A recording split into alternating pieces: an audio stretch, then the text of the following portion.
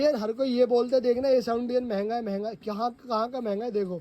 आप ये quality check करो, लो बिल्कुल आराम आराम से दिखाऊंगा। लो ये आप चीज़ चेक करो पहले क्या है यार, ये टूर्नामेंट वाला बॉल है। लो जी लो, आप इसकी चेक करो चीज़, मतलब हाथ में लेते के साथ ही ना ऐसा मन हो रहा है खा जाओ इसको, है ना। ये होती है चीज़। लो आप ये क्वालिटी चेक करो, ये टूर्नामेंट का बॉल है, बेसिक बॉल है हमारा। अब सोचो जो इसके ऊपर के हमारे बॉल है,